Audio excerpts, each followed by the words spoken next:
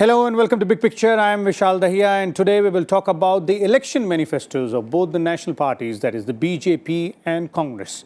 Now, manifestos provide a brief outline of a particular political party's vision for the next 5 years. Now, this document gives voters a sneak peek into the plan of that political party on various issues and the policies which the party will pursue if voted to power. Almost a week after the main opposition Congress released its manifesto, the ruling BJP has also come out with its Sankalp Patra for the 2019 electoral battle. Now, both parties have outlined their views and strategy on several key issues. Today, we will discuss the vision of these two national parties about building a new India in the next 5 years if they are voted to power in this election. And for this, we're joined by a distinguished panel of guests in the studio. Let me start by introducing them to you, beginning with Ms. Aditi Phadnis, political editor of Business Standard. We also have with us Mr. Ashok Tandon, senior journalist, and we are also joined by Mr. Alok Verma, founder and editor-in-chief of NYOOOZ.com. Welcome, all of you, to Rajya Sabha TV studios. Let me begin with you, Mr. Tandon. And let's begin with the infrastructure sector, because when we talk about building a new India, then infrastructure is the most important aspect. And, I was going through the manifestos of both political parties, and I'm pretty sure that you would have also looked at it. Both the, parties are talking extensively about how they will build on the existing infrastructure in terms of building new roads, in terms of, augmenting the railway, as well as the, urban infrastructure. See, if you look at the track record of the Modi government in the last 5 years, this is one segment where they can proudly claim that a lot has been achieved, particularly in road construction, in rural road, in electrification of railways and airports. So I think this is one area on which even opposition will find difficult to attack the government. So therefore, in continuation of the earlier promises which they made, the roadmap for the next term has been outlined. But one very significant thing which must be noticed in this Sankalp Patra is that this time BJP has not talked of accomplishing these tasks in 5 years' time. They have talked in terms of completing by 2022. That means when India freedom is 75 years old, I don't know, the targets have been set for 3 years, which normally no political party would talk in terms of talking normally 5 years term. So therefore, I think this is one area. And the Prime Minister, if you have heard him, he said that like Mahatma Gandhi made freedom struggle as a mass movement, and the way he himself made Swachhata a mass movement, similarly his government would like to make development as a mass movement with participation of people. Okay. I think that's a new narrative which the Prime Minister has given about development, overall development, and that includes the he said the government, any government claiming credit without people participation in the development process will be wrong. So talking of making a development agenda as a mass movement, I think is a new thing which the Prime Minister said. Okay. So I think this is one area.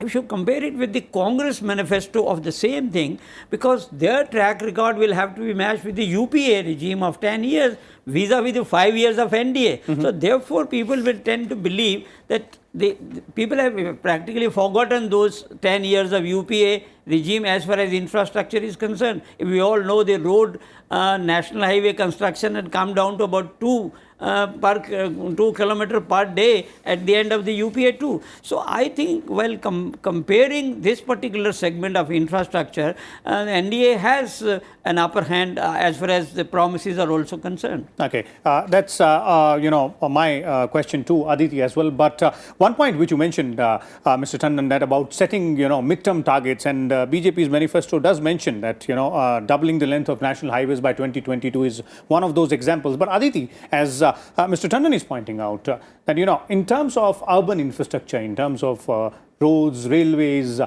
This is one area where BJP, might be scoring one up on Congress.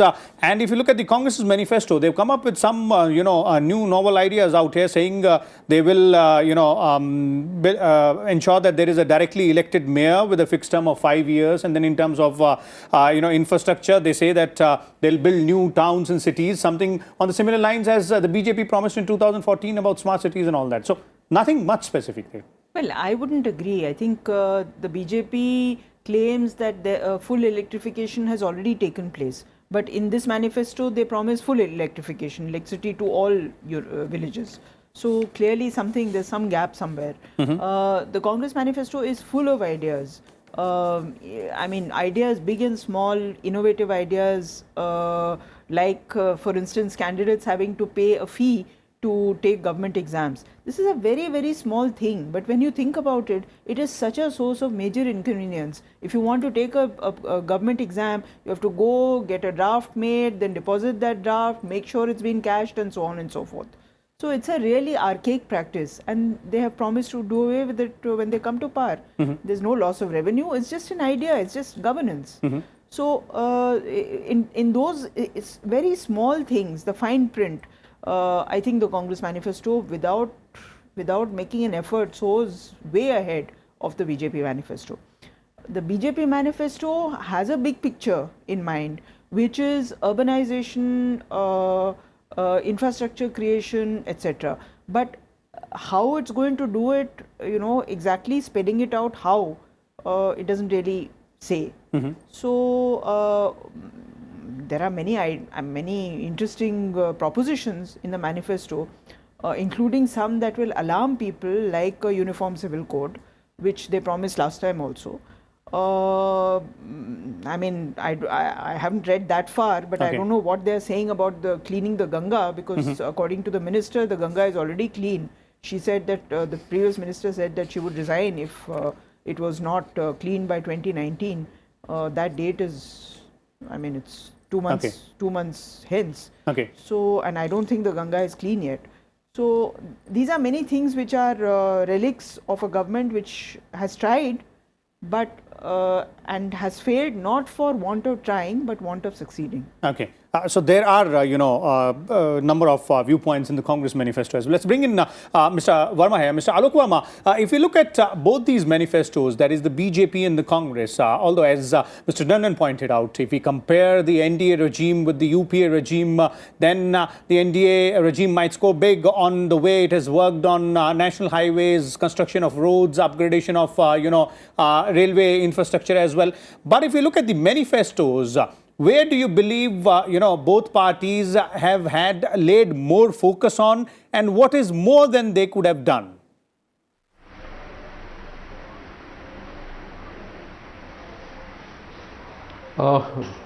In fact, every manifesto, when it comes after 5 years, I think there is always a scope to do, something bigger and better. But if you really see the two manifestos, one is very clearly that both are positioned as Nyaya versus nationalism. In fact, both have taken their own position. When you see the highlights of the BJP, they are clearly positioning themselves to play on the nationalism more than the infrastructure or any other thing. So far as Congress party is concerned, they are also addressing their own vote bank, and therefore they're mentioning lots of emphasis on the Nyaya part. And the Nyaya part, according to the Congress party, is not doing something which is going to create a great controversy, while the Bharatiya Janata Party has taken a specific position, whether it's taken to Article 370 or 35A. They are very clear that it is going to be there is no way they are going to compromise on the national security, the issue of terrorism. So they are much prominently highlighted as compared to the rest of the things. And as we have seen that most of the promises which they are trying to deliver in next 3 years, as has been pointed out, in fact most 75 or 70% of the work has already been completed on those. So therefore it will be easy if the government comes back, those issues are already addressed, and I think the results will be there in next 3 years. So there is no need for going for delivering those results after 5 years. But I think one thing is very clearly which is in favor of the Bharatiya Janata Party's manifesto. It looks to be a very visionary. They are not putting a short-term goals. For them is to making the India as the third largest economy by 2032, or putting the entire country into the world economic giant by 2047. These are some of the issues which will look to be very promising, and I think that should galvanize the spirit of India in terms of something which you are going to give on a long-term basis. And I think lots of people and the young India definitely wants to look for something which is going to be on a long-term basis. Because frankly, all these manifestos, if you really look at it from 2014 of the BJP, there are lots of things which they have not mentioned in the current manifesto. There is no startup India, there is no make in India. There are lots of things, there is no mention of so many other initiatives which have been taken in 2014, and even a doubling of the income of the farmers, from 72,000 currently to doubling it to 2020. I think it's not really very inspiring, I would say, because the farmers continue to be in distress. The minimum support price though have gone up, yet it is not the best price a farmer really is looking for. So I think in many ways Congress, while is innovative, but I would say it is not very long-term manifesto which can give the vision to India. On the BJP side, they have not mentioned many things which they pursuing from 2014, but at least they have come out with a very visionary manifesto by giving a long-term vision for the country. So BJP is talking about long-term vision, and Congress is coming up with some innovative ideas, and one which has been mentioned by Mr. Verma as well. Let's bring that into picture, Mr. Tandon, and that's the NYOOOZ scheme. Something about to deal with poverty. While the Congress says that 72,000 per annum will be given to a particular group of poor people, the BJP in its manifesto says that it has promised to bring the percentage of families living below poverty line to a single digit in the next 5 years. So both the parties are eventually looks like looking at the same target but approaching it from a different way. Yes, if you look at the manifestos in the past also, promises are more or less similar. But the thing is how much has been delivered. Now, the recent controversy about 72,000 promised by the Congress as part of NYOOOZ, now, and the loan waiver which we saw in the previous election. Now, as compared with that, BJP has now talked of an interest-free loan to farmers, up to 1 lakh rupees, no interest for 5 years. I think that makes sense, because people were asking where will the money come from if you put 72,000 in each pocket. And also the pension scheme for the farming community, both the farmer as well as the landless farmers who are working on the farm. And that pension scheme, once they attain the age of 60, also is a new feature.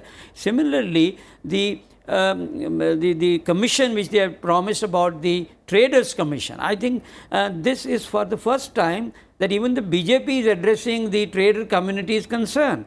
And there also they have promised pension once the trader attains the age of 60. Not only the traders themselves, but the workers also, the employers. The employees working with the traders will also be entitled to a pension. I think it's a very good social scheme, particularly looking at the small traders in urban areas, semi-urban areas, even in villages. So nobody was talking about the traders earlier. So in that context, I think the poverty alleviation has been talked about in the last 30-40 years. But concrete measures, particularly the farm distress, has been addressed both by the Congress as well as by the BJP, but then there is a comparison. They have said we will give 72,000 per annum, and they are talking of interest-free loan to farmer with a pension scheme. So basically both parties are looking at different segments in terms of when we're talking about social security schemes. While Congress is talking about poor people, the BJP has taken into consideration the trading community. It also talks about, as Mr. Tandon was pointing out, a pension for landless farmers as well. So there are innovations in this aspect in both the manifestos. Well, of course there are innovations. The only thing is, I think BJP has learnt more in 5 years than Congress has in the last 25 years. and therefore they have been pragmatic. They have chosen to trust discretion rather than valor, and things like making changes in the land acquisition law, in which they spent 18 months of the most fruitful period of their previous government trying to tussle with land acquisition law, and then coming back to exactly the same point where they left it. Those kind of utopian things they haven't promised. The only thing is, what I see as being utopian is Uniform Civil Code, and I am not sure how they are going to implement that. Okay, let's bring in Mr. Verma, and Mr. Verma, I would like to bring you on a different aspect of the manifestos, and a crucial one as well, that is about job and employment. Well, the Congress's manifesto says that if they voted to power, their party will provide 34 lakh jobs in the public sector by filling up central and state government vacancies before March 2020, whereas the BJP's manifesto says that they will provide much needed support to the 22 major champion sectors to provide more job opportunities. So the BJP's focus seemingly is on providing self-employment opportunities, entrepreneurship opportunities as well, while the Congress is focusing on public sector, job opportunities for the youth.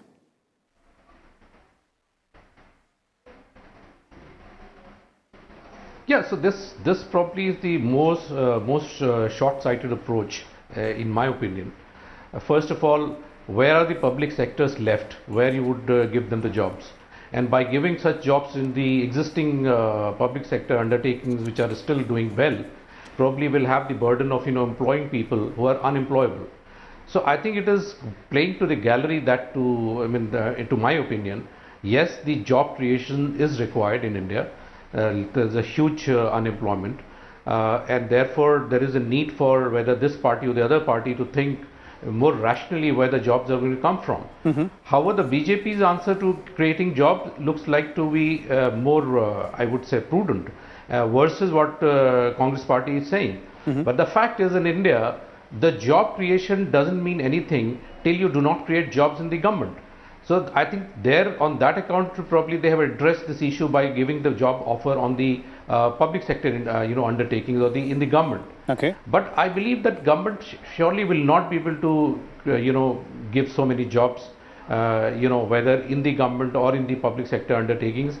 There has to be an ecosystem where jobs are created. I think what is required is that how in India we are able to give, or the government or whosoever government comes into power is able to provide that kind of environment where the more industry could flourish, the right investments come, the so-called startup India, where their young entrepreneurs are able to create the enterprises where the jobs are created. Okay. And India is a big market for the service industry.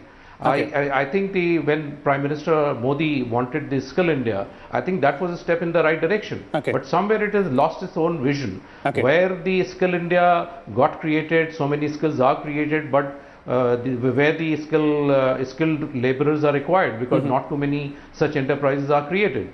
So in my opinion, yes, both the parties actually have no solution, to my opinion. And therefore they have not really, just by citing certain numbers, are not really going to create jobs. Okay. I think this is one area where both the parties have not coming very honest. Okay, we'll have to be more innovative, because this is one problem where they'll have to find more innovative solutions. Mr. Tandon, do you agree with Mr. Verma here that both parties are applying a different approach, but they could have come up with some more innovative ideas out here? See, jobs and employment, these are two different things. When we talk of job, as Mr. Verma said, the government will have to create jobs in the government sector, which is not practical. So jobs have to come from, in fact, employment generation is the right appropriate word. And for that, new 50,000 startups to be given, adequate advantage. So I think startup is one area in which BJP has been focusing in the last 5 years, and also focused in the new Sankalp Patra, that let people generate jobs rather than job seeker. They should be job givers. Okay. That seems to be the focus even in this new manifesto, and thereby creating employment opportunities seems to be the motive, rather than creating jobs, which means the jobs in public sector undertakings and jobs in the government, which has a very limited scope. Okay. So therefore, giving impetus to startups seems to be the mantra in this new manifesto. Okay, Aditi, your views on this? BJP's mantra seemingly that, create job givers instead of job seekers, and Congress banking on the public sector vacancies? Well, I mean, that's all very well, but ultimately, unless if you have vacancies, you should fill them up, even if it comes at a cost for you. So I don't see anything wrong in 400,000 vacancies being filled up and jobs being created that way. These are vacancies which exist and they just haven't been filled up. Okay. So they should be filled up. So, and this is what people want. Everybody, no matter who it might be, ask anybody on the road whether they would prefer a private sector job to a public sector job, and they will say they want a government job. Okay. I mean, a job is a government job. Okay. So good or bad. But of course, the BJP is also right when it says it wants to create, it wants job creators and not people who give jobs, rather than the state being the provider of jobs. It's a fundamental difference of approach, and I wouldn't, I mean, Okay. either way. So both sides will have their opportunity, voted to power, to tackle this problem. The last one, and let's bring in Mr. Verma again here, and the important one as well is the health and the education sector. Now, Mr. Verma, if you look at both the manifestos, the Congress says significantly that they will increase the spending on the health sector up to 3% of the GDP, on the education sector up to 6% of the GDP. That's quite a huge amount. And the BJP's manifesto says that they will bring in at least 1.5 lakh more health and wellness centers and open more schools, Kendriya Vidyalayas and Navodaya Vidyalayas and so on. So where do you see both parties moving around as far as these two important sectors are concerned?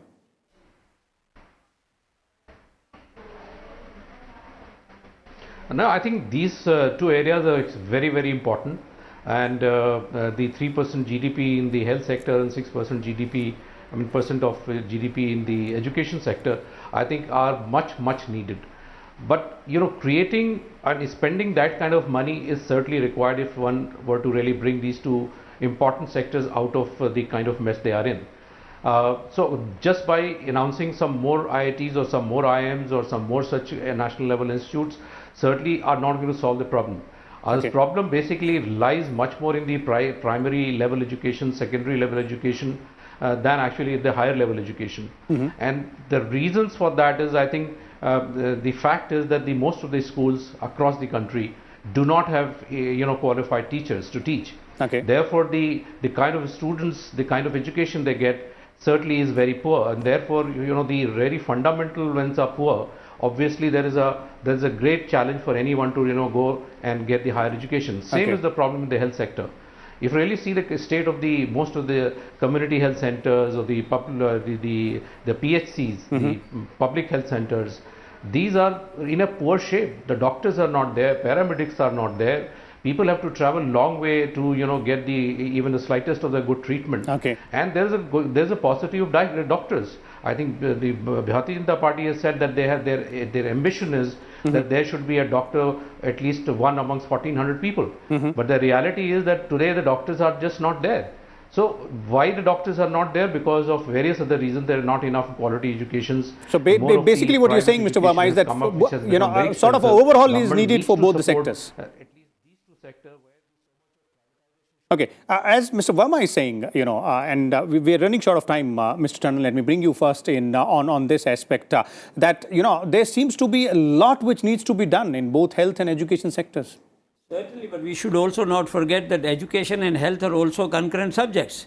Most of the things which my friend was talking about falls under the state jurisdiction, and therefore the BJP manifesto will talk only about higher education, Kendriya Vidyalaya and IIMs and AIMs, which if you look at the track record of the previous UPA regime, the number of AIMs which have been promised and opened in the last 5 years is, and that will speak volume of it. So therefore the primary health and the primary education is a state subject. But the fact remains that wellness centers, healthcare centers, hospitals in big cities, and also higher education. That, I think, the promises which the BJP has made, if you look at the track record of the last 5 years, substantially a lot of things have been done. So I don't think that we should be just painting negative picture of these two sectors as far as comparing the last 5 years of NDA and the previous 10 years of UPA. Okay, but the fact remains that both these sectors need a lot of work to be done. And Aditi, but if you look at both the manifestos, and specifically if you're looking at Congress's manifesto, then some say that it's a very ambitious plan of allocating 6% of the GDP to the education sector, 3% to the health sector, and how will they move about it? Wherein the BJP's manifesto talks about putting in place a National Institute of Teachers Training and more schools as well. The Congress's manifesto just leaves it with saying that they'll ensure that there is a right to education for every children, free education for every children from class 1st to class 12th. Well, right to education already exists. So up to 12th, that's what we're saying. So, but that's not the issue. I think the issue is twofold. One is improving the outcomes as well as the allocation. So you may give, you may throw money at the sector, but one, you have to be convinced that it is capable of absorbing it, and two, that the outcome are commensurate with the amount of money that you are spending on it. So I'm not sure if either party has very creative ideas about how to improve outcomes. Okay. Also, it has to be something that incentivizes the states. So already the BJP has done a fantastic job in providing us a policy for medical insurance. But that policy for medical insurance still needs a lot of tweaking. It needs a lot of fine tuning. It needs a lot of refinement. So I would be quite happy if they were just to concentrate on making this policy just work. Okay. So basically moving along or building upon what exactly the governments have done so far, or their respective governments in terms of both Congress and BJP when they have been in power. So as our panelists have pointed out, these are some of the highlights of both the Congress and BJP's manifesto on what they intend to do in crucial sectors like health, education, infrastructure, urban development, etc., and social sector as well. We'll keep on bringing you such promises. All others are made by other political leaders and development during this election as well, so that you as voters can make your informed choice. Keep watching Rajya Sabha Television.